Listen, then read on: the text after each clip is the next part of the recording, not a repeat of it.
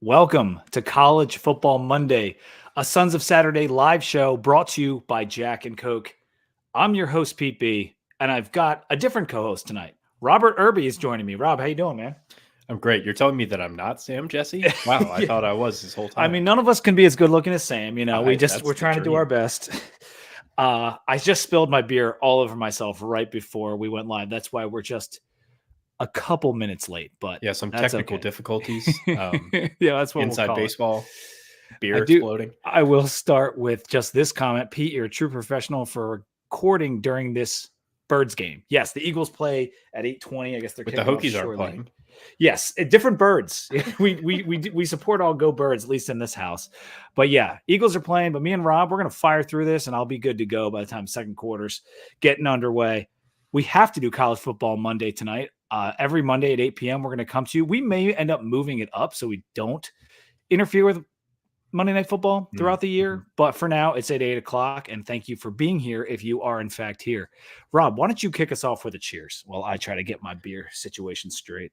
Yeah, my cheers and Pete, you can toast whatever's left in that can um, to exercising demons. That's been the term that's been thrown around a lot, and the Hokies finally did that. They finally got a win at SB Ballard Stadium.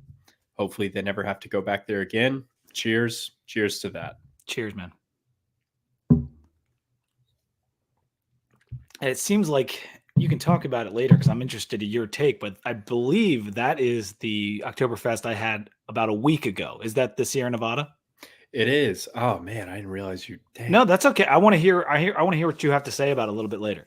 Yeah, I was ready to wow you with my pronunciation of the word Gutmann. Well, it's better than my pronunciation because that's a little collaboration they did with Sierra Nevada. We will get to our beer break later. I am also having an Oktoberfest type beer, so we'll get to that. And there is a decent amount left. I'm doing all right. I got a little dark action going on over here tonight. Hey, that's a good Oktoberfest. If it's Okay, so Rob gave us a cheers. We exercised those demons indeed. If you have any questions, make sure to hop in the chat. In this show, it's our national show. We're going to cover what happened in week 3, as well as a heavy dose of what the Hokies did down in Norfolk a little bit later. We'll do our VT corner segment. We're also going to do our stock up and stock down teams. I asked Rob to come up with a couple of those. And then playoff predictions. We're going to get Rob's playoff predictions different from Sam's playoff predictions that we have here. So, we'll get to all that later. Let's start with week 3. And Rob, I don't know what you thought about this, but this is probably, hopefully, the most boring weekend of college football we have. It's not to say there wasn't some fun stuff that happened, but compared to weeks 0, 1, and 2, I felt like there was a little bit of a lack of material. Is that how you felt? Yeah, and I mean that just goes without saying when you're only having 2 ranked matchups, and one of them happened on a Friday night. So Saturday's going to be pretty light because of that. But honestly, I felt like even if the scope of games wasn't as big as even it will be this week, there were some good games mixed in there, like LSU and South Carolina. Even though that game means pretty much nothing, like that was a joy to watch. Like it was a really fun game, truly down to the wire. Yeah, it was a great game, and that was probably the best game of the day, and that was in the noon slot. There were the only ranked teams that did lose, and you kind of referenced this, lost to other ranked teams, other higher ranked teams for the most part. But one piece of news I did want to state before we get into some of these little game recaps here, the Pac-12 got some new teams. It is no longer the Pac-12 or 2. It is now a 6 spot, and hopefully some more teams will get added here. But Boise State, Colorado State, Fresno State, and San Diego State have agreed to join the league, not next year, but the year after that, for that 26-27 academic year. That's a pretty nice collection of teams. If you're going to add West Coast teams, I felt like it was a pretty strong, especially getting Boise in there. Yeah, and I mean, I feel like if anyone was going to predict what was going to happen if the Pac-12 wanted to stay alive, they were going to have to pick apart the best of the Mountain West. That was ultimately what was going to happen.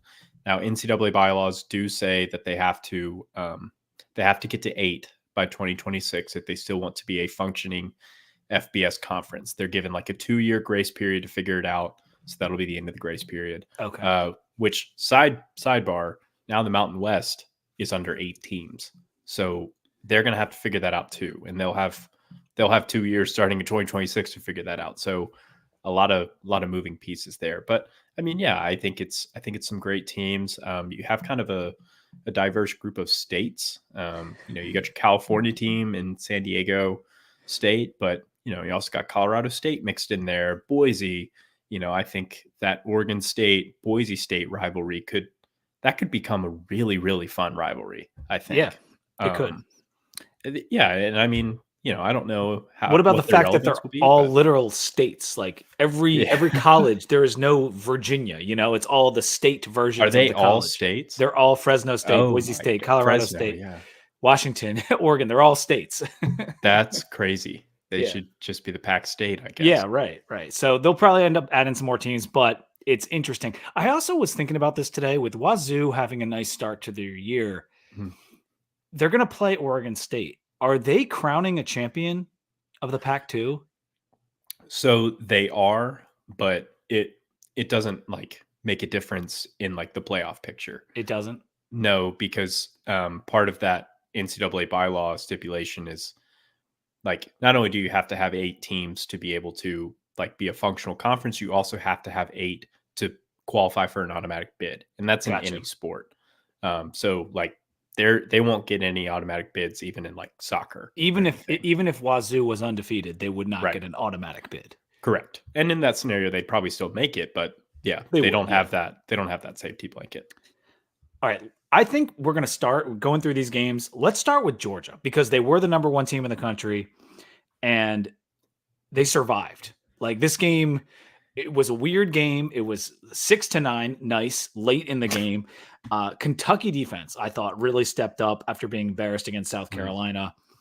Carson Beck, his first kind of like so-so game of this year, and really, after his first handful of starts, it's his worst game in a while. Just 160 yards on 24 attempts, no touchdowns, and Kentucky was able to force Georgia into some field goals. Only 102 yards rushing for Georgia. I can't remember the last time. I mean, they didn't hold them under 100, but it was darn close.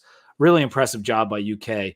And Kentucky themselves, they went for 170 on the ground on 45 attempts. So if you're getting almost 4 yards per carry against Georgia, that is a recipe to win the game. But they themselves could not get in the end zone. They kept struggling to score. What was your kind of takeaway from this game? Did you feel like Kentucky was going to be able to pull it off? I mean, I felt confident that Georgia was going to pull this out. That's what they always do. In fact, I took a live -4.5 spread. Unfortunately, that did not pay off, but is what it is. But that tells you my confidence at least. But I think the most damning stat for Georgia was if you look at first downs, Kentucky had 23, Georgia had 12. Wow. That's insane. Like Kentucky's offense truly outplayed Georgia's offense. They just couldn't finish a drive. 0 touchdowns. Like that, they were basically like what the Washington Commanders were yesterday, but without the win. So Big Blue Nation has to be a little sick after that one. And I think one of the main talking points in the post game has been the punt, right? Mark Stoops decides to punt it from his own 48 with only 3 minutes left. You do that against Georgia, like on cover 3, they called it a loser play. Like you're not going to get that ball back. You're not going to get that ball back. And they didn't. And, Georgia won. And when you kick 4 field goals and you punt on your own 48 with 3 minutes left, you lose. Like that's what's going to happen when you're playing number 1. You got to take some chances. But, Sam was kind of writing the end of Stoops' career last week. And they didn't win, and he made maybe a poor call on that punt. But to keep that Kentucky team that got just so played so terribly against the Gamecocks, to come out and do that, it was impressive and shows you still the type of coach that he is. So it was a good effort, and they definitely played strong on the defensive side of the ball. And won the home, like you talked about the them outgaining them. Like the win expectancy was in Kentucky's favor. There was 60% towards Kentucky should have won the game. Well, and shout out to that Kentucky kicker. He might have been player of the game. He had 2 field goals of over 50 yards. Like he was nails.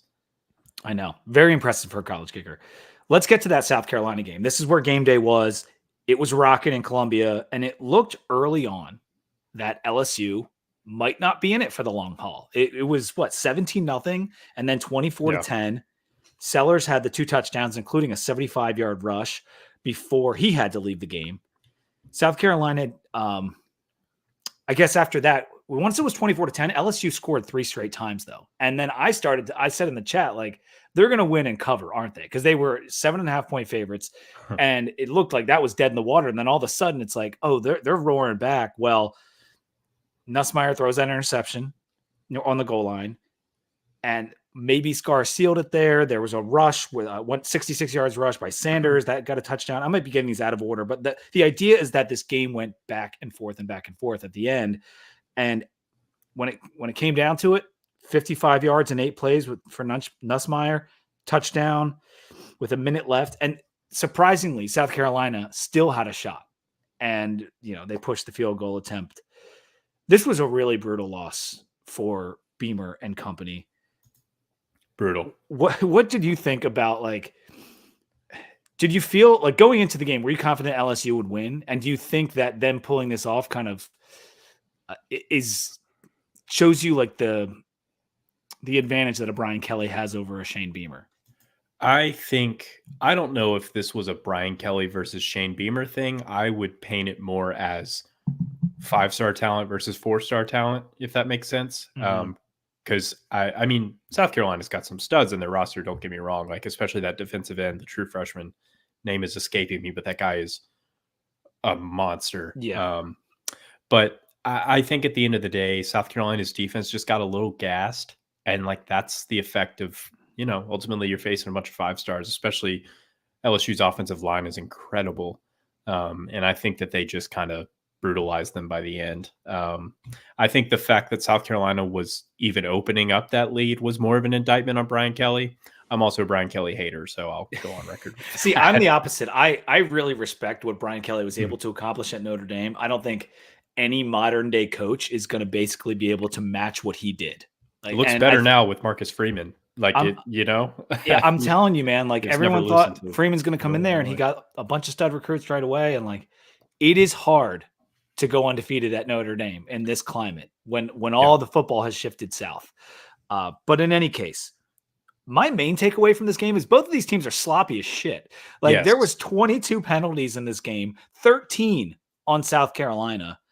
And in fact, a couple touchdowns came off the board because of penalties, right? Wasn't there, like, it was the pick six that probably would have, I don't know if it would have sealed the game, but it would have put South Carolina in a really comfortable position. For sure. And it got called back because the defensive end decided to just light up the quarterback for no reason. And he sold it. I mean, Nussmeier absolutely sold the call, but like, that's your job as a quarterback. Don't put yourself in that position to have the touchdown wiped off the board and basically a W wiped off the board. Mm-hmm. And the other side of that is if LSU could clean up their stuff, they could be good. Like, they really could be good. They have issues for sure defensively, without a doubt. But like, if they clean up the penalties and Nussmeier plays a cleaner game, like, that team could be really good. They could be. I'm not a Nussmeier believer personally. I think, honestly, he had a really nice drive at the end, and it's kind of one of those things where you're so bad, but then you're good when it counts. It's kind of the Sean Clifford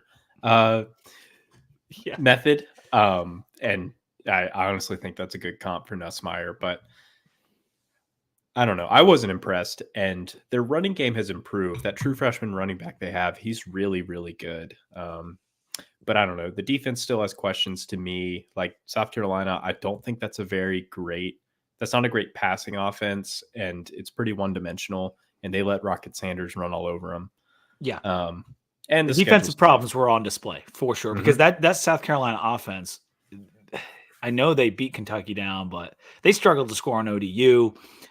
Their quarterback has a hard time throwing the football, regardless of which one it is. Yeah. And so we'll see what happens with LSU as they kind of go down the line here, because they did lose week 1, but I think they could rip off some wins. It's SEC. Like, they got a big game this weekend, I think. Yeah, they play UCLA at home. Oh, okay.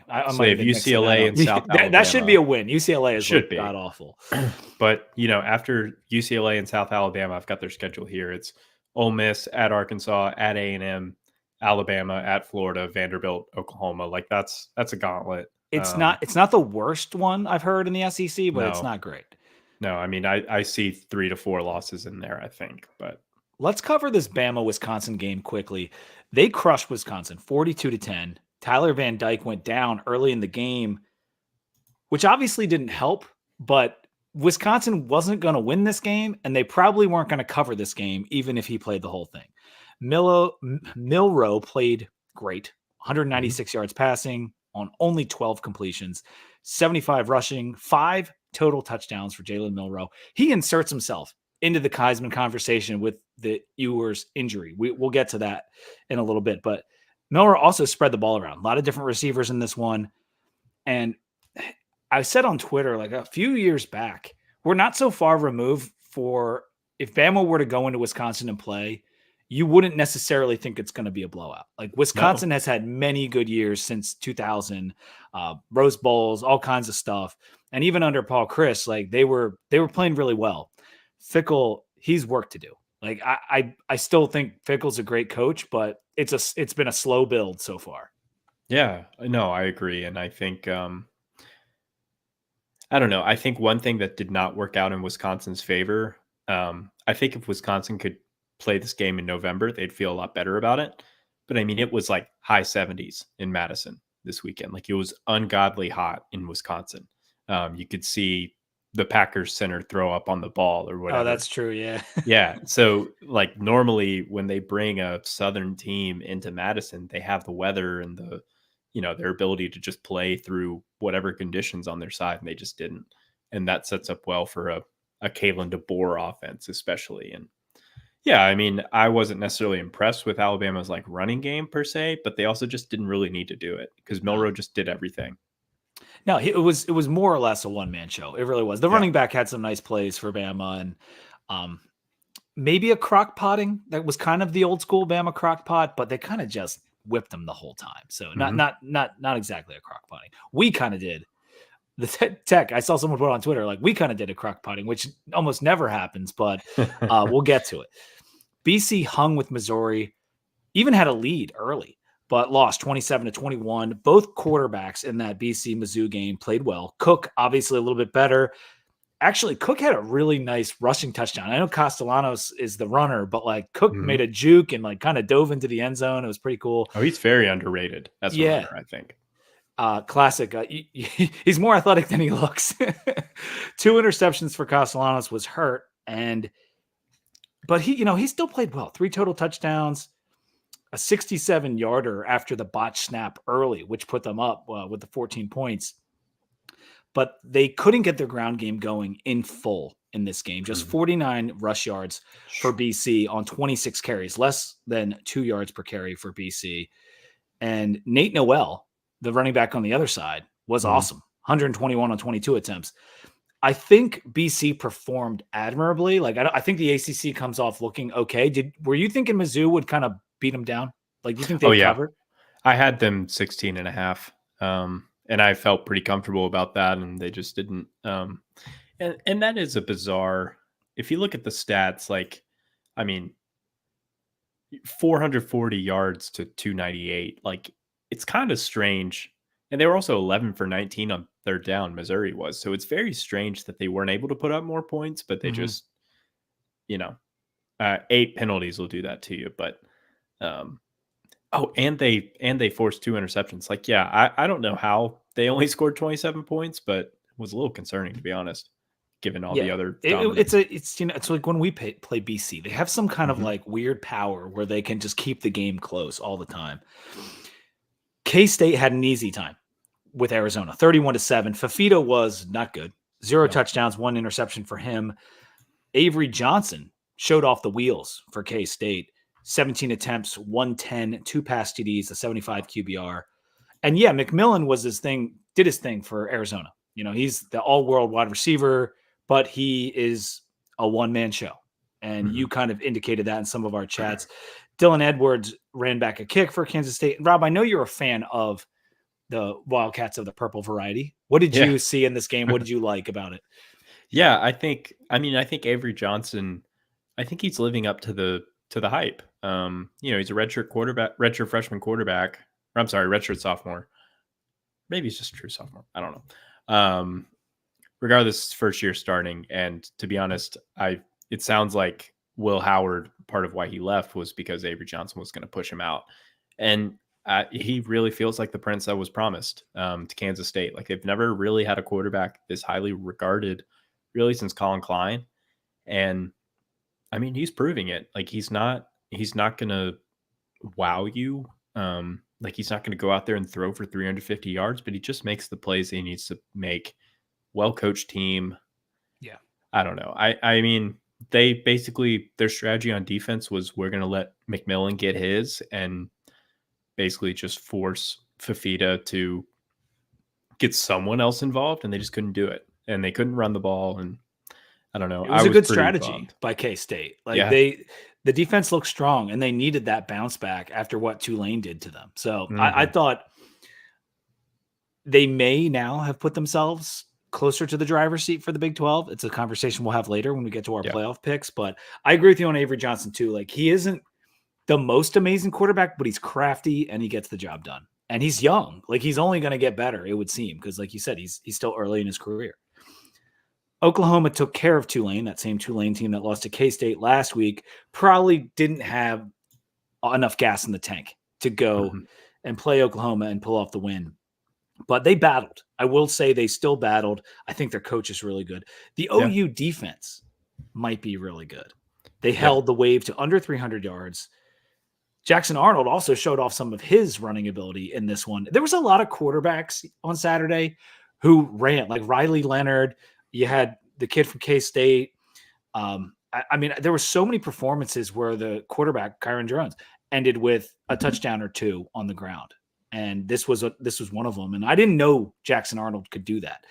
I definitely have questions about the efficiency of the OU offense. It's not what they used to have there, but the defense is definitely taking on Venable's identity.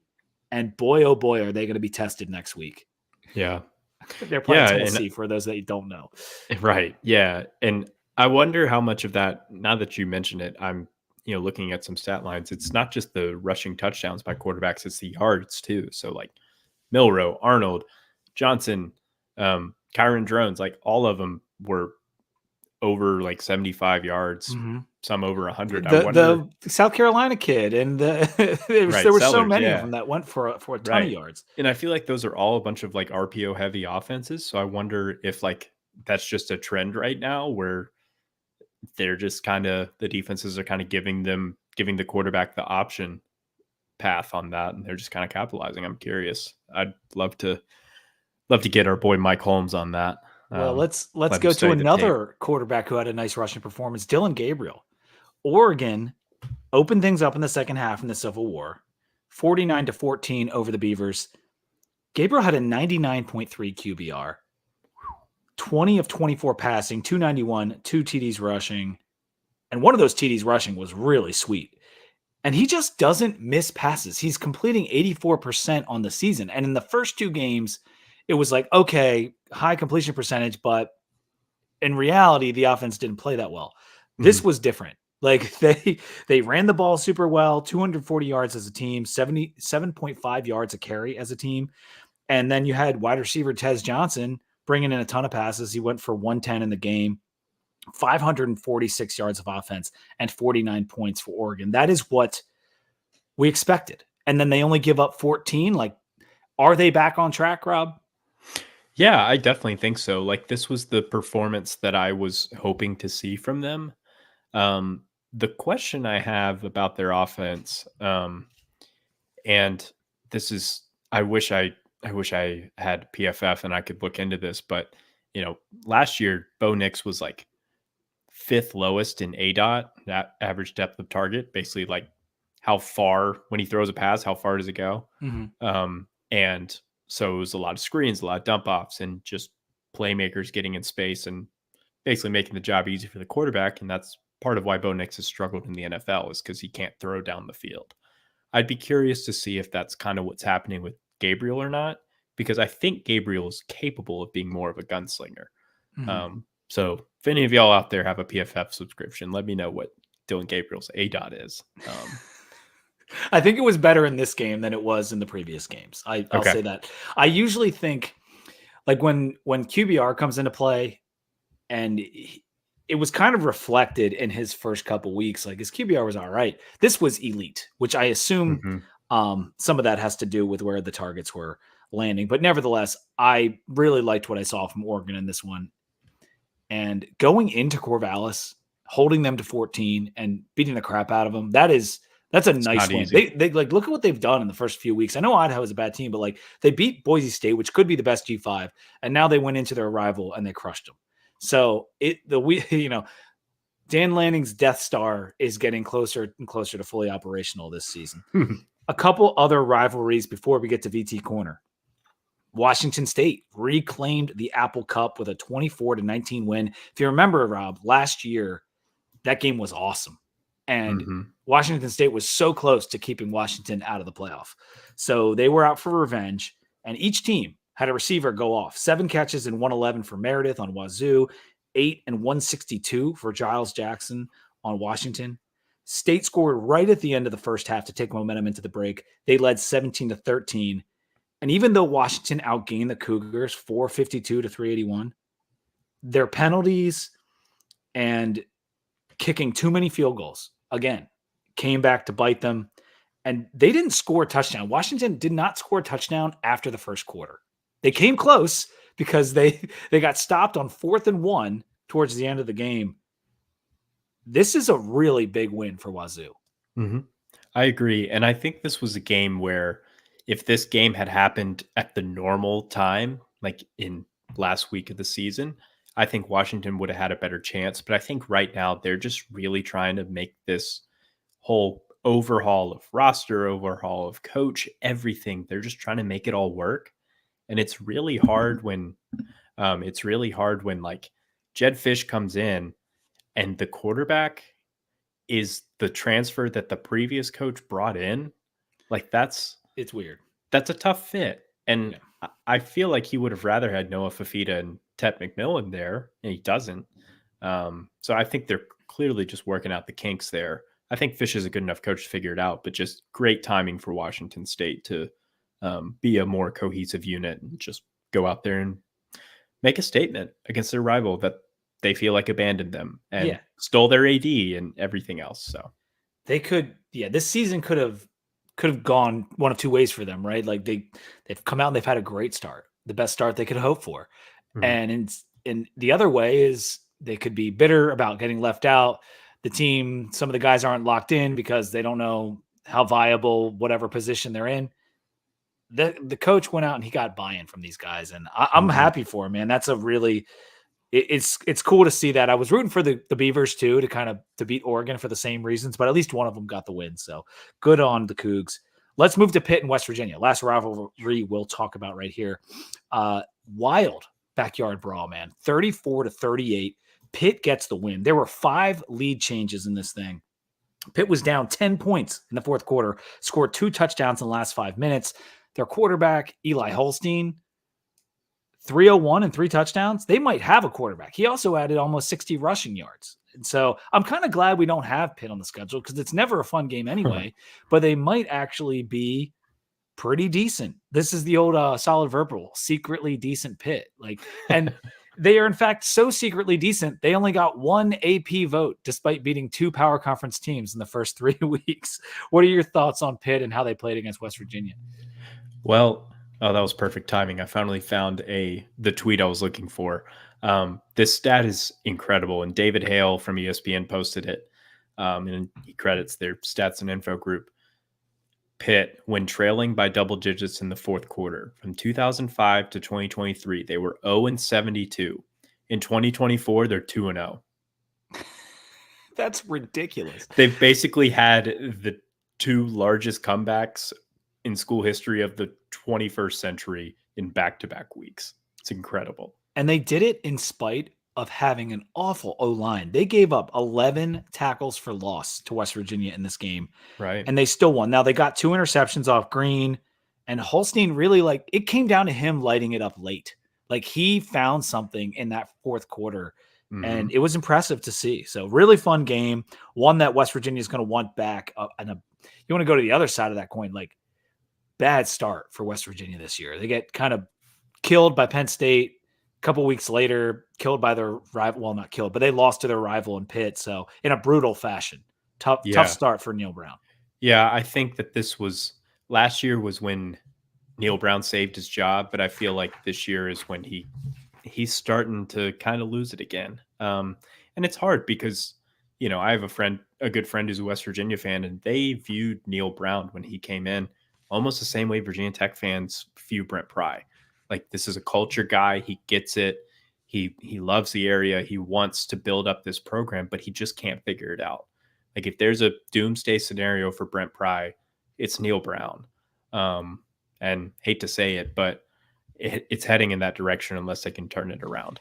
I know. We thought he was cooked last year, but then Mhm. he went out and had a surprisingly good year. And now it could be the opposite. Before we get to VT Corner, quickly, let's cover Arizona State and Texas State. We'll go back to Thursday night. And I Yep. kind of meant to hit this in the beginning, but I wanted to get to Georgia. But this game was so good and so fun to watch. Arizona got the W 31-28. But Jordan McLeod was great for Texas State. Mhm. 4 touchdowns, over 300 total yards. Scatabo was electric for the Sun Devils, scored 2 touchdowns. He ran like a freaking man possessed. I think it might have been Billy said he was running like Toby Gerhart, and it wasn't a terrible comparison. Like, I know it's a white guy and white running back comparison, but it kind of fits. And then Texas State, who led most of the game and outgained Arizona State, Yeah. they couldn't quite close the deal. And this is we've mentioned some nice wins for some programs already tonight, but for Dillingham and the Sun Devils, with how bad Mississippi State looks, that win gets a little less shine. This was a big win to go on the road against a very good Texas State team. I know it's G5. I don't care. That was a really hard win to get, and they got it. Yeah, they just went on the road and beat, in my opinion, a better team. Like, that was an upset, a road upset. And even though Scatabo, he averaged 2.6 yards per carry, got stuffed a lot, but he made plays when it counted. Yeah. And I think the real story is Texas State going scoreless in the fourth quarter. Like, you had it, and the offense just kind of sputtered at the end there, unfortunately. Yeah, man. All right, let's move to VT Corner. But first, as I said at the top of the show, College Football Monday is brought to you by Jack and Coke. 2 legends, 1 can, Jack and Coke. The #1 cocktail in the world is now available in a can. That's right. Jack Daniel's Tennessee whiskey mixed with Coca-Cola or Coke Zero is available in a can at your local grocery and convenience stores. 2 legends, 1 can, Jack and Coke, ready to drink. And as always, when you're having those Jack and Cokes, please drink responsibly. Rob, hold off on the beer thoughts because I want to get to VT first. So, it was another ugly first half for the Hokies. Started off really good with 2 quick scores, but in the second quarter, Old Dominion outscored us 10-0, and there was a couple busts. We went for it on 4th down instead of kicking a field goal from the 27. But the second half, Hokies struck again. And we put up 23 points after the break, went back to the effective run game. Our quarterback was running angry. Tugboat was running efficiently. And Drones, Drones really led us. Is that what you felt like when we saw him come out early in that second half and have that really physical run? I feel like that kind of changed the tenor of the game.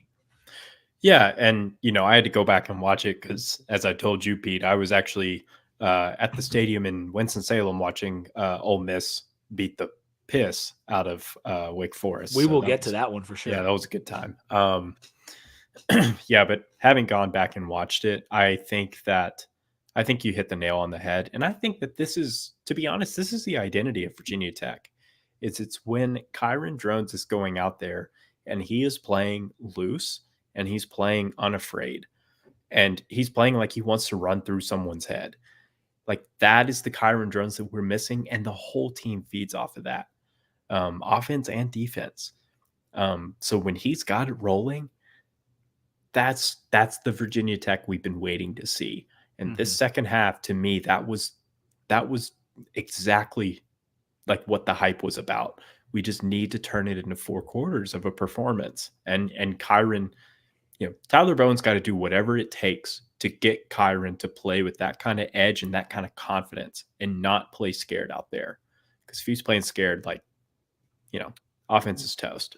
And maybe it's scared in quotes, right? Like it's not like Timid he's not is a better playing with word. full confidence. He's playing timid, whatever it is. It's hard to put it into words, but what we saw in that second half was what we saw against Tulane in the bowl game. It's what we saw against Pitt and BC and UVA, all those really good games that we had last season.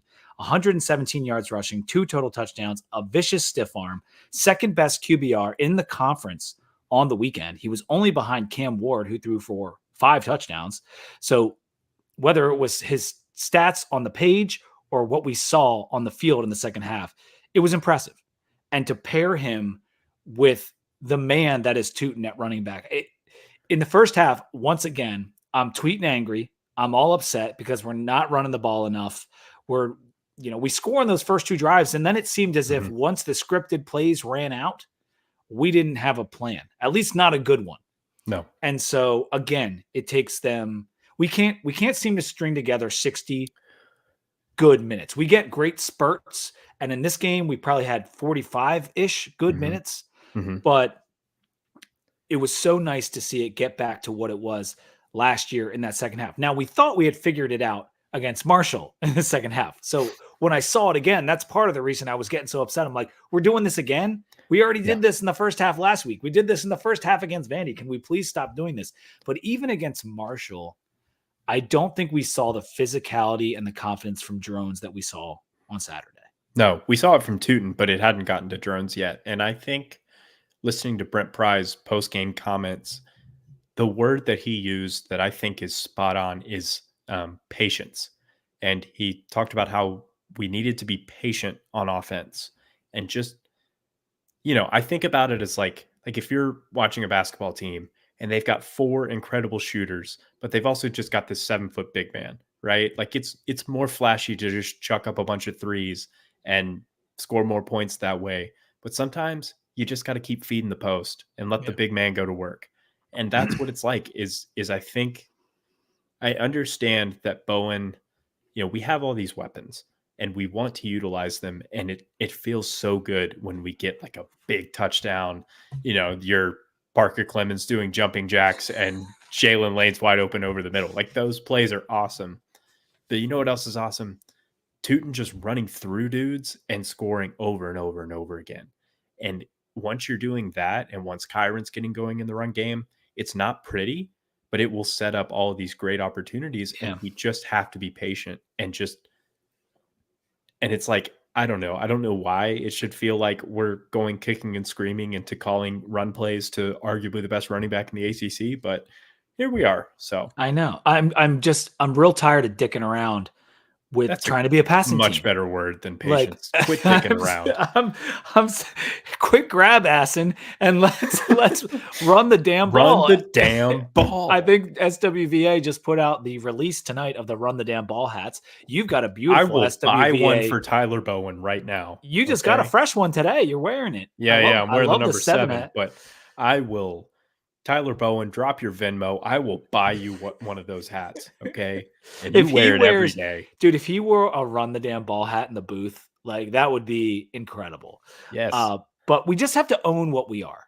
Me and Sam said, stop trying to be something we are not. I know we have the wide receivers. I know we paid them NIL. They're still going to get paid. Run the damn ball. Like, run the damn ball because we are such a better team when Tootin and Drones are doing that read option and they're both running and things are just fun because the offensive line has to play more physical, which gives them more confidence. They tend to look a little bit better and they're struggling right now. Like the offensive line is really struggling. We have given up the 5th most tackles for loss in the country among power teams, power conference teams, the 5th most. There's like 70 teams, Rob. So, it's, the offensive line has to step up, but even with them struggling, we can move the ball on the ground. And 289 yards rushing as a team, 5.7 yards per carry. I know it's ODU, but ODU's D-line isn't like the most terrible thing, and it's a team that's given us problems, and we're on the road. So It was Well, it. in ODU, they kept Rocket Sanders bottled up Mhm. in that South Carolina game. That's how they almost won the game, is that South Carolina couldn't run the ball, and that's all they know how to do. Right. I'm telling you, man. Me and Sam said we were close going into ODU, and we are this close to being really good. We Mhm. just need to string together consistent football for a whole game, and we'll be able to beat a team like Rutgers or Miami that we have coming up. I know people might laugh at that thought of beating Miami, but like if we play our best for an entire game, it's a good team. Like we're playing like what we think to be not very good. We just beat Marshall by 17 and we beat ODU by 20. I mean, and these are our bad games. Like in my opinion, we're not playing up to our potential. Yeah. So the ceiling is still high for this team. Let's go to Jalen Lane, 7 for 106 and a touchdown. I don't think he did any production outside of the first quarter. I think all those catches might have come in the first quarter. Great. That's the beauty of this offense, is when it's rolling and you've established that run game, and now the defense is cheating up, and now you have the opportunities to distribute the ball wherever it goes. You're going to have one guy like feast, and then the defense is going to be like, "Oh shit, we got to stop that guy." Great. Now three other guys are open. Like that's the Mhm. beauty of it. And if we can execute it well, like the theory of it is beautiful. Yeah. Let's congratulate the better side of the ball in this one. Because even though the offense ended up having a really nice game, I thought the defense, aside from two Oh yeah. busts, was dominant. And 293 yards allowed doesn't tell the whole story because some of that came in garbage time. And about 40% of that 293 came on those two plays. So just 50 yards passing for ODU, which has thrust the Hokies pass defense up into the top 25 easily. APR had 4 sacks, 2 forced fumbles, 7 total tackles, and 6 solo. He was a menace in this game. There was that one series where I think we had, was it 3 straight sacks? Mhm. I think Yeah. Gilliam had one of those and then APR had the other 2. But Yeah. regardless, like I said at the beginning of the year, I thought this defense was capable of getting 50 sacks. This is what I was expecting. This Mhm. type of performance. We're not going to get there without like 10 more of these performances, but this is the kind of stuff. They come Mhm. in bunches, as JC Price said, and on Saturday we had a bunch. It was also nice to see Gilliam get 6 tackles in a Oh sack. yeah. He played really well. And shout out to Aeneas Peebles as well, because this was a game where I felt like he's not going to show up in the box score because he was drawing all this attention, but he was essentially clearing up the path for all these other dudes to get into the backfield. And I think that that's going to kind of happen. You know, they're going to pick their poison on the defensive line, but Peebles was holding his own, and then other guys were able to take advantage. Yeah. But it was really cool. I don't know if you've heard APR's post game press conference yet, but I believe it was David Cunningham shared the stat with him that he is now the second player in Tech history to have multiple games with 4 sacks, and the other one being Bruce Smith. And the absolute joy and shock that I did APR not see had, that. like you got to watch it. It's the most Okay. genuine thing where like he hears the stat and like his face just lights up. He's like, "Wow, like just me and Bruce Smith, like to be mentioned with Bruce Smith is crazy." And like that's great, man. Like that's like he is that. Well, he's not. I mean, he's not that good, but he's good. He's very good. He's not the best, sacker in of all time, but he's Yeah. really good. NFL Hall of Famer, most sacks in history. Yeah. Yeah. But he did get dapped up by Bruce Smith before the game. Like in Right. warmups, Bruce was out there dapping him up. And so maybe he had a little bit of that power in him. And what a performance by him. Really impressive stuff. So let's cut it off there. Me and Sam are going to go more into detail on that and then into Rutgers on our Two Deep show on Wednesday. Rob, for right now, I want to know what you're drinking. Tell me about this beer. What do you think? What are your thoughts on it? Yeah, I've been made aware that this is a beer that you've already shared on the show, but it is the Sierra Nevada Oktoberfest. If you come down to North Carolina, Sierra Nevada is huge. Um, it's it's originally based in California, but they have a pretty large brewery in Mills River, North Carolina, which is just outside of Asheville. It's very similar. It's a massive facility. They've got, you know, basically you can like camp there. It's a lot like Devil's Backbone in Crozet, if you've ever been out there, Yep. where it's just a whole facility and you can sit, you can walk around like it's a whole campus. So Sierra Nevada, you'll find it in every grocery store in North Carolina. They did this Oktoberfest Fest beer collab with Gutmann Brewery in Germany. I haven't poured it into a glass, so I can't see the color, but it's a solid Oktoberfest. I'm pretty picky about my Oktoberfest, to be honest. I wouldn't say this is the best one I've ever had. It's it's good, and I like it. It's kind of middle of the road. I would say I would give it like a 3.7. I wish some of those sweeter like caramel notes and those sort of things were a little stronger. It kind of it's a clean finish, but it's a little light. So I would give it like a 3.7. I think I agree with you, and I think my review was virtually identical. And just in that, what was good about it? Like it was a solid beer, but nothing about it was like, oh Mhm. yeah, I want to definitely get this again or anything like that. It was just, oh, it's a good drink in Sierra Nevada. Like Yeah. when I get something Sierra Nevada though, like I kind of expect really like good beer, like because so many of their beers just Mhm. even their green label pale ale. It's my favorite pale ale. Like Classic. it's so freaking good. And so just a little bit disappointed on that one. I'm going to blame it on Gutman. How about that? Yeah, Gutman, Gutmann. I don't know how you say it, but I think this is a beer where like if this is a tailgating Oktoberfest, if that Mhm. makes sense, where like I can drink a bunch of these, but a really good Oktoberfest, I'm drinking two max and then my stomach hurts. So No, I know exactly what you're saying because some of those notes, some of that, if it's closer to 7%, it feels a little heavy. Well, I'm also drinking like what would be considered a tailgating Oktoberfest. It's the Victory Fest beer, 5.6% alcohol, Marsden style lager, as most or all of them are. And this one, I think it was better than that one. Just slightly. Not anything amazing. It's probably also getting about a 3.75. Not going to go 4.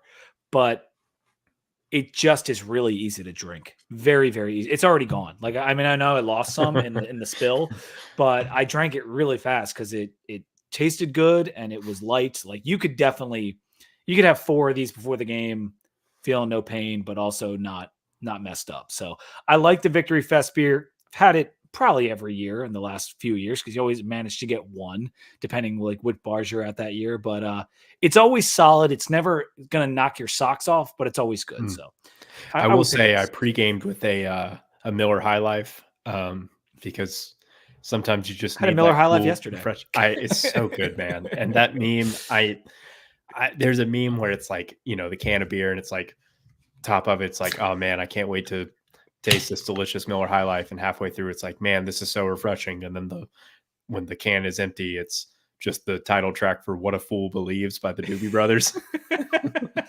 I love those memes, man. But yeah, my buddy, he's like, "What do you want to drink?" I was like, "I'm usually just a beer drinker." Like we were going up to their house yesterday, and I show up. He's like, "I grabbed some High Lifes. Is that all right?" I was like, "It's amazing. It's a Thank you." champagne of beer. Yeah, like I'll have 6. But anyway, all right, let's go to just a couple more notable games before we do our stock up, stock down, and playoff picks.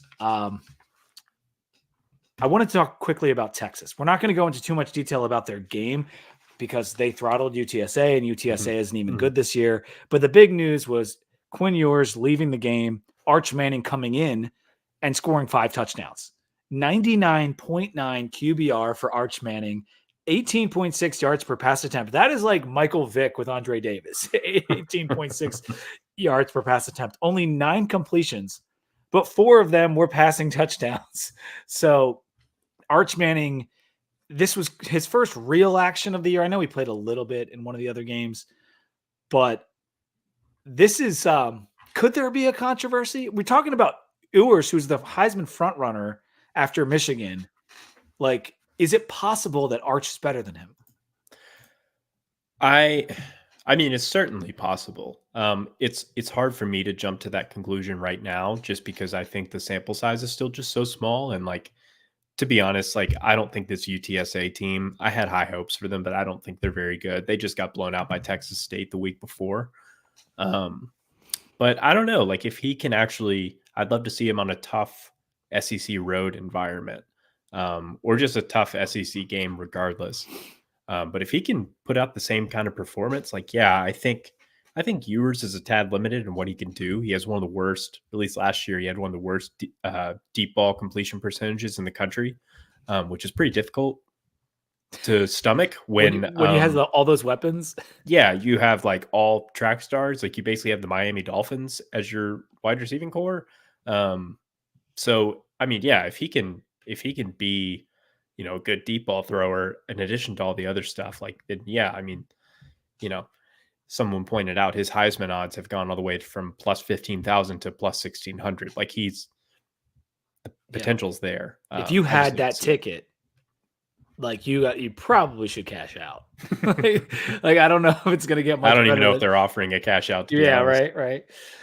Let's talk about UNLV beating Kansas 23-20 in Kansas City. This was one of the Friday games that Sam was watching over at Aslan. Thank you all who decided to show up. That was really cool. Sam said he had a good time, and it seemed like it was a beautiful night out. But Jalen Daniels was bad again in this game. He was bad against Illinois. 0 TDs, 2 INTs in this one. He's now got 6 interceptions on the year and only 3 touchdowns. Sluka was everything for UNLV. Yep. Only 86 yards passing, but 124 rushing. You like this team, Rob? Like this maybe might come up in your playoff picks. Like, do you think Kansas is actually? They're still a good team. Like they still got like some decent talent, but like what Jalen Daniels is doing, like I don't know what's happened to that guy. Yeah, I mean, Kansas has been probably the biggest disappointment, I think, of teams that were expected to be. I mean, they were a preseason top 25 team, and like they didn't really lose that much. Like the core of Jalen Daniels, Devin Neal, like those guys, like that was supposed to be great. Thomas Train just said Odom. Yeah, Odom's amazing. Barry Odom great is the coach of UNLV. Yep. Yes. One of Fuente's boys, right? Yeah, he could have been Bud Foster's replacement. We won't go there. I do think this says more about UNLV, to be honest. They didn't necessarily show it in this game, and this is why I think it's such an interesting win. Is I really love the playmakers that UNLV has, both in the run game and in the passing game. But it's funny because it was basically Sluka carrying, but Ricky White III is like one of the best wide receivers in the country, but he only had 3 catches for 4 yards. And last year he had 1,400 yards. Wow. Jacob DeJesus is a guy, he's kind of like if you left Deebo Samuel in the dryer too long and he shrunk. But they use him in the backfield and in the slot. So he had 3 carries and a catch. They got some dudes. I think, I'll touch on it later, but I think they're legit. And Barry Odom, great coach. And you mentioned Kansas being maybe the most disappointing team in the country. They cannot get out of their own way. They outgained UNLV by 90 yards, but made too many mistakes. The interceptions, 9 penalties. They're kind of a mess right now. And Big 12 play is about to get started. They might not go to a bowl. Like they've put themselves in a position now where they may not end up going to a bowl because all the teams in the Big 12, like none of them are just straight trash. Like they're going to be, there's going to be challenges every week in conference play. Yeah, I'm looking at their schedule now. I mean, they go to West Virginia this week. That's who's desperate for a win. And that's not an easy environment to play in. TCU at home, it's toss up. At Arizona State, that's tough. Looks tough. Houston, not great. At Kansas State, chalk that up as an L. Iowa State at home, Sam Jesse's boys at Iowa State, probably a loss. At BYU, not many teams go to Provo and win. Colorado and then at Baylor. Like it could be a disaster. Now they'll get some wins that we're not expecting, but we thought they would have beat one of these 2 teams, if not both of them, at the beginning of the year that they've just lost to. So yeah, I would have expected them to be 3-0 right now. Yeah, absolutely. All right, so a new contender has emerged with UNLV in the G5. You can add them to what I consider to be the contenders: Boise, Memphis, Texas State, even with the loss, Fresno, USF, NIU. You got to put them on the list. Liberty, Toledo enters the chat with a big win over Mississippi State. bye game that they go down there and end up winning. They got paid to win. And then maybe JMU if they can beat UNC this weekend. Maybe Coastal if they beat UVA this weekend. San Jose State plays Wazoo with a huge opportunity this weekend. So this is more App State. App State still in the hunt. They got killed so bad by Clemson, though. It's going to be hard. Like Boise State's loss to Oregon looks a lot better than that loss. Yeah, you know what I'm saying? Like if you're going to lose a game, you have to lose like Texas State did or like Boise did. But regardless, if there's a lot of teams contending right now in the G5, and it's really fun. We'll talk about them when we get to our playoff predictions. Teams that did mean and cruel things to their opponents this weekend. Tennessee, 71-0 over Kent State. They did an onside kick when they were up 30-0. Josh Heupel, you are a savage, an absolute savage. Only six from King of the Hill. Only 6 points in the second half for Tennessee. They still scored 71. Notre Dame decapitated Purdue 66-7. And if you're the Northern Illinois coach, you need to send an apology letter to Ryan Walters today. Like that, because that is all because of you. Riley Leonard went nuts, had over 100 yards rushing and 3 rushing touchdowns. Highlight reel TD for him, 93.8 QBR for Riley Leonard. The Irish were angry that day, my friends. Texas Tech beat down North Texas 66-21. And Texas Tech, I only bring them up because they had looked so dreadful in their first couple games. People were taking North Texas on the money line. Well, guess what? Texas Tech had 52 points at the half. Big change from what we've seen from them. All hope might not be lost for the Red Raiders. Let's go to the ACC. And we're getting to Florida State way late in the show because they don't deserve anything better. They lost to Memphis 20-12. That's right, only 12 points against Memphis. It's an afterthought. They're an afterthought. It's crazy, man. Listen to this. They already hit the under on their win total for the season. I made that bet in end of August on them to go under 9.5 wins. I already got paid out on September 14th. Oh my God. That's awesome, man. 0 TDs for DJ, 1 interception, a 33.6 QBR, 12 tackles for loss for Memphis. That offensive line for them is awful. So, like, yeah, DJ's not very good, but the team is not very good. Like, the defense isn't playing well. The offense isn't playing well at all in any aspect. And it's real bad down in Tallahassee. They have Cal coming to town this weekend, Rob. What do you think is going to happen in that one? I put up their schedule online. Like, when is Florida State getting their first win? It could be a while. Charleston Southern, second to last game of the year. Like, they're going to beat somebody, but, like, it's rough, dude. Yeah. And Cal Twitter has just been unhinged, and I absolutely love it.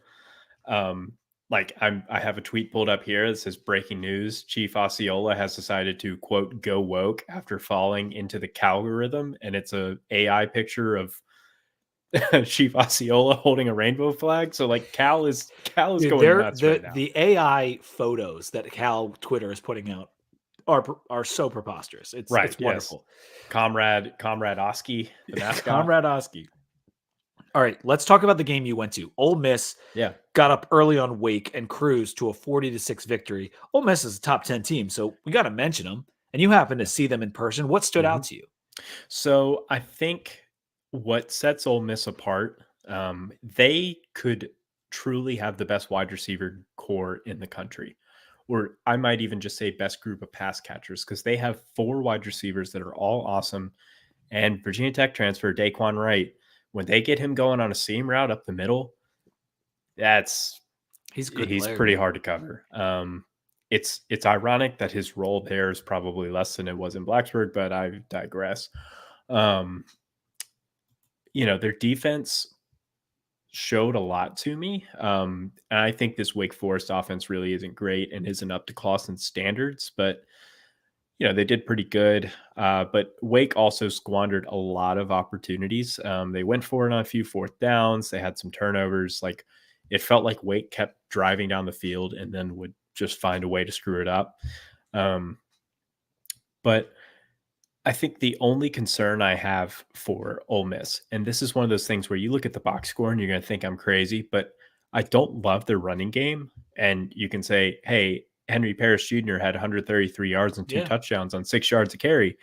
That's great. but like it was very feast or famine. And I felt like a lot of those opportunities were just him. It was either a play that was really well drawn up, or it was just he's just better than Yeah. everyone on Wake's defense. I felt like Ole Miss's offensive line, their run blocking was not what you would expect it to be, given the fact that their offensive linemen had 70 pounds on every And Wake they have like a defensive million lineman. starts. They have the most Yeah, starts in college football right. over the last 4 years. So Yeah. Now they they should protected Dart dominate. well, but Yeah. their run blocking left a lot to be desired, in my opinion. Am I being overly critical? Perhaps. They're still a really good team. They're still a playoff team. And Dart, if you give Dart time, he's going to find somebody. Yeah. He played great. He was awesome. And 377 he's a yards dog. and 91 QBR. And Yep. Bachmeier, I thought, also came back down to earth in this game, which was a good sign for, if I'm speaking about the positives for Ole Miss, like seeing their defense against a power team. I know it's Wake, but Wake has wide receivers, and Bachmeier's been throwing the ball pretty well this year. They shut them down offensively. Yeah. And so that impressed me about Ole Miss. They've barely given up any points this year. And so if they get that defense together and Lane Johnson at the helm on offense, like Lane Johnson, that's my eagle. Lane Kiffin, then they're gonna be really freaking good and have as good a shot as anyone to be in the playoff and maybe do some damage in the playoff. Let's quickly run through the rest of the ACC games and get to playoff picks. Miami smacked Ball State 62-0. I said Cam Ward had 5 touchdowns.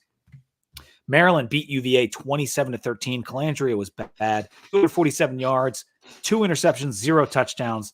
I do not think he's better than Drones. I do not. Despite some talk around going in the chat, is he better or worse than Drones? Would you rather have him? No, I would not rather have Anthony Calandria. He had the lowest QBR in the conference on Saturday. NC State struggled with Louisiana Tech. McCall left the game with an injury, and he'll likely be benched for CJ Bailey, if not benched already. Who was fine. Bailey was fine. Like he did enough for them to come back and win the game because it's good for a freshman. Yeah, they were losing and they won, but Clemson is going to kill them next weekend. Like I've never been more confident, especially since NC State handed them their last loss of the year last year when they were 4-4. Clemson's going to kick their ass, and it's in Clemson too. Yeah, and it's at Clemson. Exactly, it's in Death Valley. They're gonna whip them. Duke beat UConn 26-21 to remain undefeated. Go Dukies. All right. Did VT Corner. Other notable games. Let's see what he got. UCF beat TCU. A&M beat Florida, which A&M's ranked now, Rob. Like, I don't know if we're not going to go into too much detail on the AP poll, but like, why the hell is A&M ranked after beating a Florida team that Miami crushed and losing to Notre Dame, who lost to NIU? Like, why is A&M ranked? SEC pandering. That's all I got. It's so stupid. Vandy lost to Georgia State. We need to bring that up. It's so embarrassing. However bad we thought that loss was, it just got worse. It just got worse. And it didn't get worse. We already knew it was super embarrassing. We had Devin call in last week. I love Devin. And I love him calling. He's like, hey, Vandy beat Alcorn State 55-0. Doesn't matter.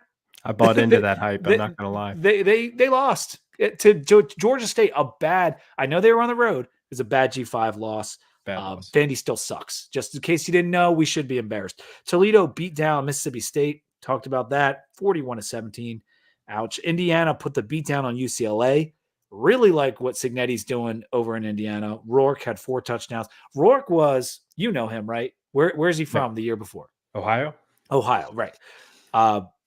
Really good quarterback for Ohio that got injured last year. He's healthy. He's on Indiana, and they whipped, which could be the worst team in the Big Ten, although Purdue is going to have something to say about it. But UCLA is not good. Like they are very much not good. But they are in LA as their coach. Yeah. I would hammer Indiana. They're either minus 27.5 or minus 28.5, depending on the book, against Charlotte this week. Hammer that. Charlotte almost lost to Gardner Webb. That's bad team. OK State beat Tulsa on the road 45-10. I took Tulsa to cover. That was wrong. 5 TDs for Bowman. That's maybe the best he's looked. Like he was kicking ass. Colorado beat Colorado State pretty bad. Sanders had 4 touchdowns. That was impressive to me because it was another game where I thought the dog might step up and cover or maybe even win. And Colorado left no doubt. Like they did not leave a doubt. Colorado State's kind of bad this year. All right, stock up, stock down. Give me your 3 stock up teams, Rob. Yeah. So I'm going to go with Texas first and foremost. I think the ability to say, "Hey, all right, Quinn Ewers goes down. Yeah, we got Arch Manning here, and he's everything he's cracked up to be." To me, that is unbelievable. Like they might be the best team in the country right now. Could they beat the Carolina Panthers? We'll Let's see. have that debate. Yeah. Similar vein, I'll say Alabama. I I think this was a game where they just needed to go on the road and take care of business, especially after a pretty rough win against USF. They look good. And then I'll say Oregon, for the reasons we talked about before. They've been kind of, you know, pussyfooting around a little bit and needed a big W against a rival, and they got it. So really, really impressed with what Oregon can do. And I'm right back on the bandwagon. I think they can win the whole thing. So Yeah, I've been liking Oregon all year, or I should say prior to the year, and been a little disappointed with them. They were one of my stock up teams. Bama also on my stock up. This week was tough because, like I said, there wasn't too much crazy that happened or stuff that's changing your opinion so much. But Oregon and Bama definitely got impressive victories, so they are stock up for me. Other stock up team, Pitt. Like mm, I thought they escaped for Cincinnati. I thought they got real lucky to win that game, which they did. But then they come back and they are down in the fourth quarter of West Virginia, and they go out and they get the win. And so that earns stock up. And I think they deserve to be ranked. I really do. Like, they deserve to be ranked more than A&M. They deserve to be ranked more than Illinois, who beat a bad Kansas team, and who else. And so I'm stock up on Pitt. Stock down. I'll go first. Georgia, stock down. That kind of speaks for itself. You win by 1 against Kentucky. That's poor. Utah. I yeah. know Cam Rising didn't play, but like, they're playing Utah State, and they're just this. They did this the week before too. They didn't cover the week before because Rising went out. It's like, if you're only going to play really well when Rising's in the game, you're going to have a problem because that guy's always hurt or missing. And so, stock down Utah. I still Yeah. like them, but I wanted to see more from them this past weekend. And Arizona, stock down big time. Who are your stock down teams? To be honest with you, I had the exact same 3. Okay. But I'll throw in one more. I actually think Missouri. I just really thought that, I think from a talent standpoint, they are vastly more talented than Boston College is. Like, I just don't think Boston College had any business being in that game the way they were, Yeah. especially at home. So that makes me dubious of what they can do when the competition level is driven up. Yeah, I hear that. All right. In the AP poll, just going to say one or two things. Texas moves to number 1. They have overtaken Georgia as the new number 1, above Ohio State and all the rest. Miami has moved into the top 10. They are number 8. And Arizona, despite the loss and not being competitive really in that game, got more votes than Pittsburgh and a number of other teams. Like, it just, I don't understand that. We already talked about the A&M thing, so we can move on. Did you have any observations from the AP poll that you want to get off your chest? No, yeah. I mean, it's just all a guessing game at this point, and they just, certain brand names just kind of sneak in there. I do appreciate them throwing Illinois in there. I don't know how long that'll last, but I appreciate them acknowledging that, like, hey, this is a 3-0 team in a power conference that is playing, good football right now. That's fine, Rob. But I complained about it already. But like, does Memphis deserve to be ranked more than them? I think so. Boise, Yeah. maybe. Washington State, maybe. Arizona Sure. State. Like, there's a lot of teams that I think would be more like Indiana or Cal should be ranked before Illinois. But that's just me. Oh, that's fair. No, Cal definitely deserves to be ranked. They're kicking ass, truly. We'll see if they can keep it up against Florida State this weekend. I wanted to tell you guys that College Football Monday is brought to you by Roback. We put out the new release on our pages and what Roback was doing. They just had the new drop of the TV logo polo that just came out. So there's the Lane Stadium, there's the game day one with like the helmet and the VT fingers, and then now there's the TV logo pattern. So they've got 3 new polos. They also have the hoodie, which I think might be out of stock right now. and then the quarter zip VT, which are both gorgeous. I also wanted to let you know the Commonwealth, which is the one you've probably seen the most, the white one with the little maroon Virginias, or the maroon one with the little orange Virginias. They are both in stock. Oh, they're Now I both know, in stock. and I Okay, knew that's for a awesome. while the maroon one was out, and I wanted that one. That was the first one Roback ever had. I never got it. So now it's in stock. So if you want the Commonwealth and the maroon, you can get that or any of the rest of them. Use code 2DEEPVT for 20% off your order. They have the hoodies, the tees, the quarter zips, and all of those polos. Grab something for your wife. Use her email. Get the discount again. Do it as many emails as you got. Keep getting 20% off. Roback won't be mad at you. They just want you to keep coming back for more stuff. So go to their site, load up your cart, use code 2DEEPVT for 20% off your order. Roback Crave Activity. All right, now it's time for the fun stuff. We got playoffs picks. Let me add Rob's file to the screen here. It's just going to take me 1 second. Since he's the newbie, we're going to let him go first, and he can I want you to just give your reasoning for your picks and make sure you're for people that aren't seeing the graphic, make sure you're kind of explaining what you got. Give me 1 second here. Yeah, for sure. Okay, cool. I had to see it on the screen. I forgot everyone that I put. So front in the SEC, I think the SEC is the best place to start because if you look at the rankings, if you look at the AP poll right now, the SEC has 6 of the top 7, which is pretty wild. It's ridiculous. Yeah. So the SEC teams that I have Texas, Georgia, Alabama, Ole Miss. And the hot take here is even though Tennessee and Missouri are 6 and 7 right now, I actually have Oklahoma being that 5th team from the SEC that sneaks in. My rationale, and I will preface and say that this is a pick and there's another pick in the Big Ten that will kind of be determined this weekend. But that Oklahoma-Tennessee game, I like Oklahoma in it. I think that basically what Oklahoma has always been missing is just any semblance of defense. And make no mistake, like this Oklahoma team, you could argue they have the best defense in the entire SEC, maybe besides Georgia. It's really good. It's Brent Venables, and he's brought that identity in. And if Jackson Arnold can just make enough plays, like Oklahoma can win some tough games. And their schedule's tough, but their schedule's really tough. It's really tough. It's Tennessee at Auburn, Texas, South Carolina at Ole Miss, FCS team at Missouri, Alabama at LSU. I mean, I get that that's tough. I think if Oklahoma comes out of this 10-2, even 9-3, even 9-3, like they've got a legitimate case as long as they don't lose a stupid game. Yeah. The first 4 in the SEC go without saying, though. But Big Ten got Ohio State, Oregon, and USC. I actually, when I first sent it, I had Penn State, but I flipped that and said I'd rather have USC in there. I think USC, I love Miller Moss. I think he's awesome. Lincoln Riley, he gets it done with the quarterbacks. USC's offense is awesome. They don't have to play Ohio State or Oregon. They get Penn State at home. They play at Michigan this weekend, but Michigan's not good, and they get to play the game in September. It's wide open for SC.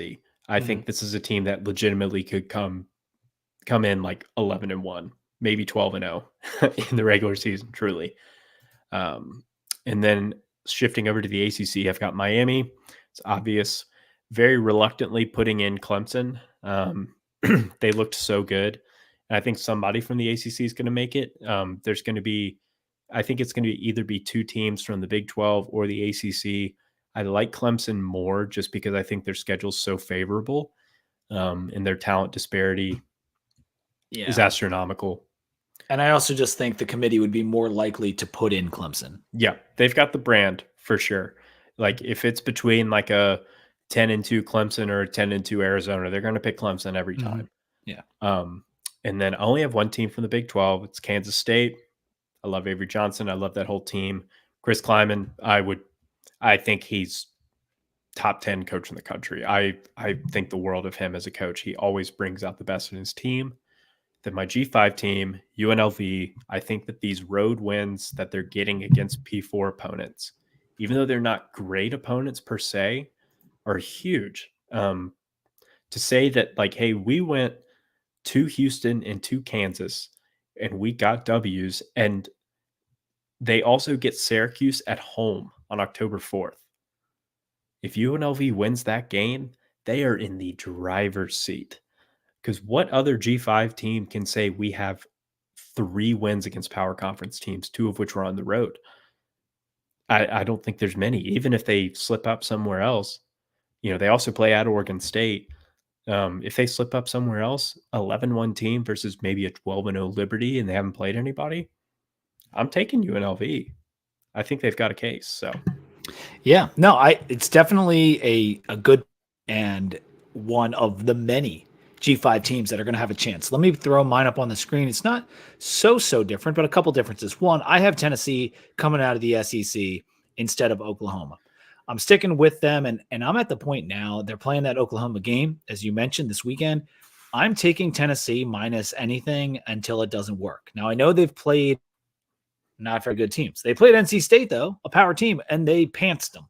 And so I'm going to take Tennessee with the points this weekend. I'm going to lay them because they're going to be favored against Oklahoma. And even though it's in Norman, I'm taking Tennessee. I expect them to win. And if they get that win, they will have the edge going into the playoff over at least Oklahoma, if not a couple other teams, because that'll be a pretty sizable win. And I agree with that. Like if that game goes the other way, I'm swapping that out. No question. Yeah, I mean, it's all projection right now because I've got Utah coming out of the Big 12, but in 2 weeks that could be dead. Like Utah, I already said I've got a little bit of reservations, but when Cam Rising is healthy, I still think that's the best team in the Big 12. So sticking with my Big 12 champ pick of Utah, but that's the only team coming out of there. ACC, same as Rob, Clemson, and Miami. Big 10, I have Ohio State, Oregon, and Penn State. Where he had USC, I have Penn State. And USC is right there. Like if they go and beat Michigan this weekend, they're going to be my team because to me, they won. Those teams will play each other, right? Like USC and Penn State are playing, correct? Later in the year. And so that's a virtual playoff game in some ways, as long as they, handle their business. We don't exactly know how good USC is. We don't know how good Penn State is. It's still early in the year, but that scare against Bowling Green, I'm starting to lean towards USC, but I want to like LSU beat South Carolina. Like, how good is LSU? I don't know, but it was a nice win for USC. Maybe they should be in here now, but I'm sticking with my preseason pick of Penn State for the time being. So SEC, it's Texas, Georgia, Tennessee, Ole Miss, Bama. I think I feel pretty good about all of those. Big 10, less good about the 3 there. And my G5 team's Boise still. I'm not changing it. Sam has the same thing. There are so many teams I like. I just, that performance against Oregon was so good to me. And I know the defense for Boise lacks a little bit, but like they're Boise State. They're a great program. They've been doing this forever. I'm going to stick with them until someone really emerges. And so that's what I have to say about my playoff picks for now. Thank you for your input, Rob.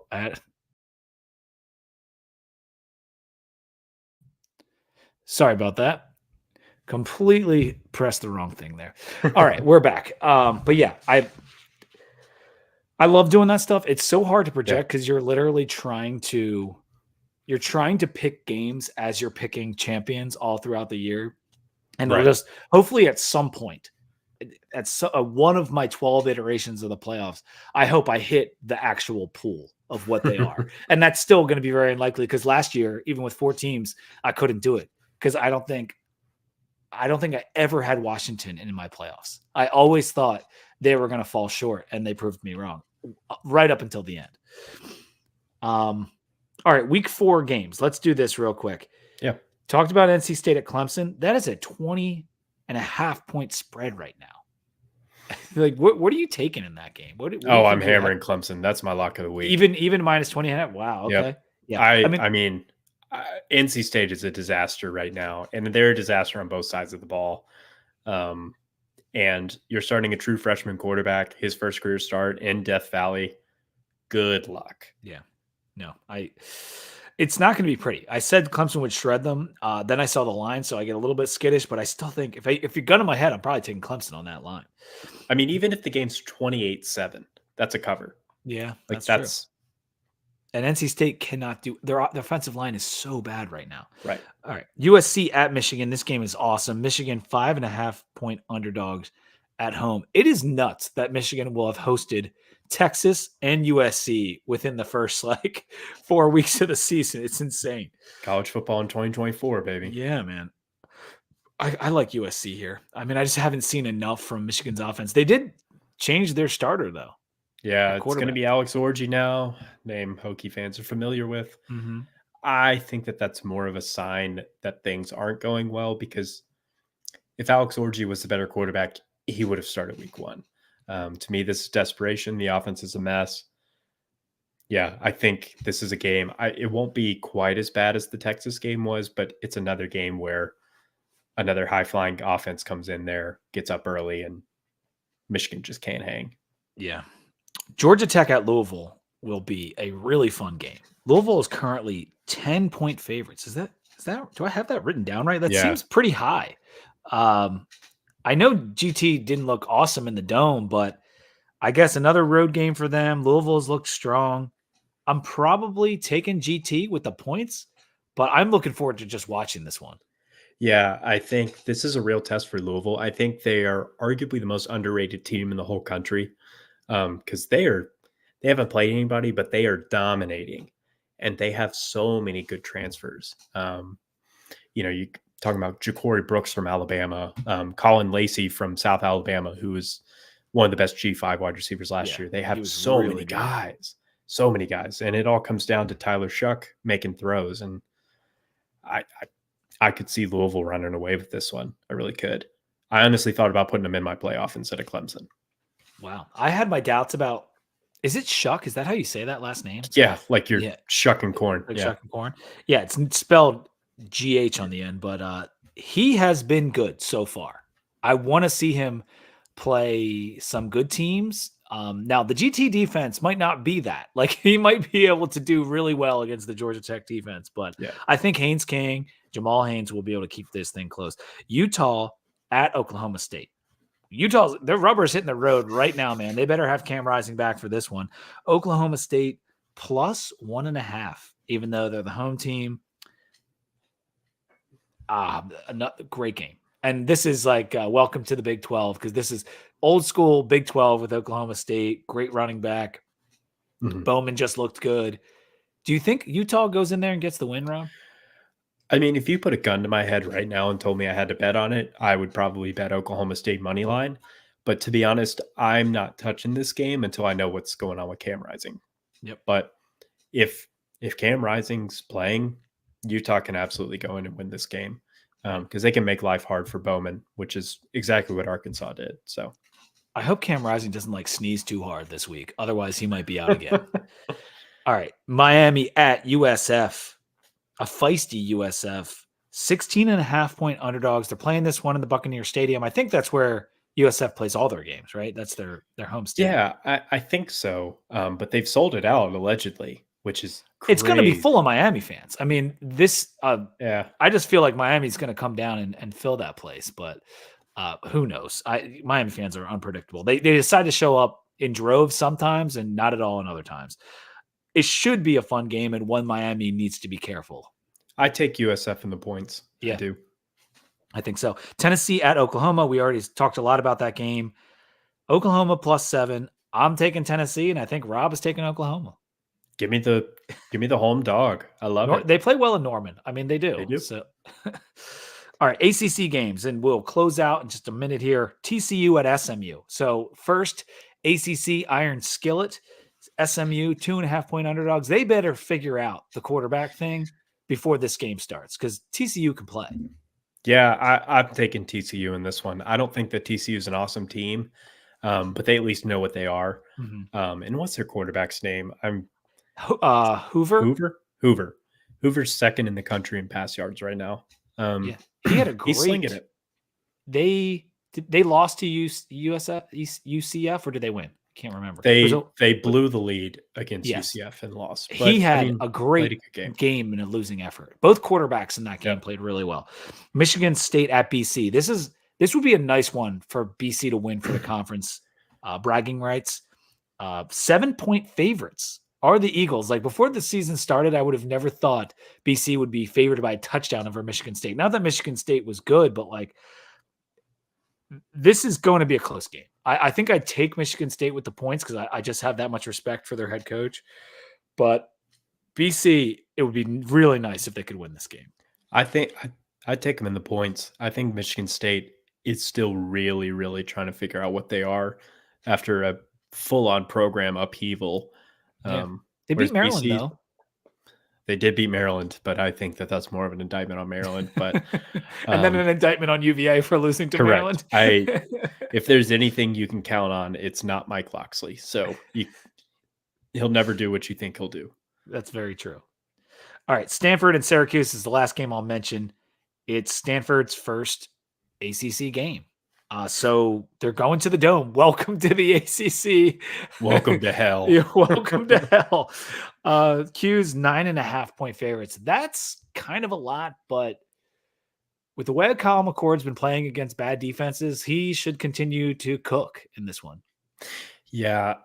First instinct says too many points, but I don't know. I'm not touching that one. Across the country to the Dome, like that is not fun. Right. That is not fun. Battle of the S logos. They have the same logo, except Stanford's has a tree in it. Yeah, that's right. There's a lot of those. Is there more? I'm trying to think. I was looking at OU and USC today on the graphic that you had, and it's like those are identical logos, just with different red letters. I mean, they're so close to each other. Interesting. Yeah. Battle of the Block S's in that one. That's going to do it for College Football Monday. Thank you for being here, Rob, and thank you for being here, all of you guys that tuned in on YouTube. Thank you for the comments and the questions, ladies and gentlemen, that watched. Make sure you're subscribed to the Sons of Saturday YouTube channel. We're on our march to 3,000 subscribers, and we're getting very close. Subscribe to the Two Deep podcast, where you can find College Football Monday and our Two Deep show. And subscribe to the Sons, Pat and Billy's show. You'll get all the Hokie Hoops episodes on there when that gets fired up in not too long. But this was fun, Rob, man. Thanks a lot for coming on with me. Yeah, no, it was a pleasure. Always a great time. Yeah, man. All right. And until next time, go Hokies.